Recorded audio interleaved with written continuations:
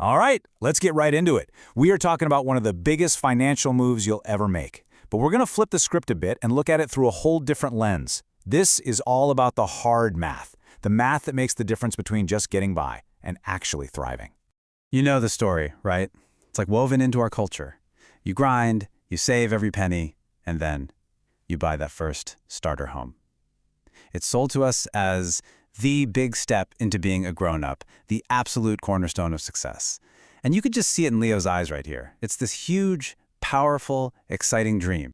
But here's the thing. What if that dream, that massive cultural push to just buy, what if it's actually a financial trap? Seriously, what if the very path everyone tells you to take is actually setting you up to fail? That's the huge question we're digging into. So where does this whole thing even begin? Well, it starts with the bank.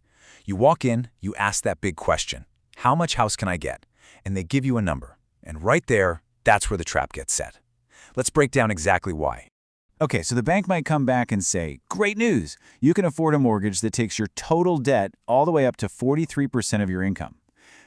Just look at that number, 43%. You can see Leo's face draw as it gets drawn on screen, and for good reason. That is a huge piece of your paycheck gone before you've even bought groceries or put gas in the car.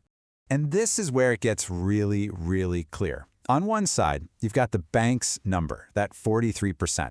That's the fast track to being house poor. You own the house, but you literally can't afford to do anything else. But on the other side, you have the tried and true rule for real financial health, keeping your housing costs below 28%. That is where you find financial freedom. That's where you can save, invest, and, actually live your life. It's the difference between surviving and thriving, plain and simple. But believe it or not, that huge gap between what the bank says you can afford and what you actually can, that's just the start of it. Now we've got to talk about the invisible price tags, all the costs that never ever show up in that first mortgage calculation. Yeah, think of your mortgage payment as just the ticket to get in the door. It's not the whole price of the show. As these other costs get drawn in, they start to close in on poor Leo here. You've got property taxes, you might have HOA fees, and of course, insurance and maintenance. These are the things that will ambush your budget, not just once, but year after year. And we're not talking about a few bucks here and there. I mean, let's just zoom in on one of these, insurance. Home insurance premiums have shot up by a whopping 48% recently. 48%! That is a massive, unpredictable cost that your mortgage approval doesn't even whisper about. And then there's this little rule that can save your skin, the 1% rule. Basically, financial pros say you need to plan on spending at least 1% of your home's price on maintenance every single year. So let's do the math. On a $400,000 house, that's another $4,000 a year. That's over $330 a month that you just have to have sitting there for when, not if, the water heater gives out or the roof decides to leak. Okay, so we've laid out the problem pretty clearly, right?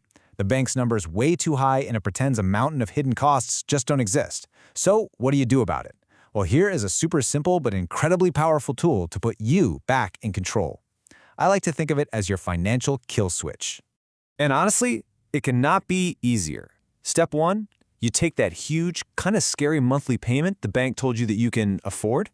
Step 2, you just multiply it by 0.6. And you can see Leo here, he's grabbing the marker and doing it himself. He's taking charge. And that number you get, that's it. That is your real affordability limit. That is your thriving payment. And this is the whole point, really. We have to change the goal. The goal shouldn't be to just get the keys to a house. The real goal is to build a strong, healthy financial life. This little bit of math gives you the number for thriving, not just for scraping by. It automatically builds in a cushion for all those hidden costs, and just for, life. So when you boil it all down, it's about reframing the whole decision. The question isn't, can I buy a house? It's, should I? And the answer has to be based on your terms for a healthy financial life, not on the bank's terms.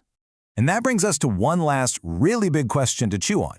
You can see Leo here, standing between two doors, and it makes you wonder, if buying that starter home using the bank's math just makes you house poor, could renting for a little longer and smartly investing the money you save actually be the better path to building real wealth? It's definitely something to think about.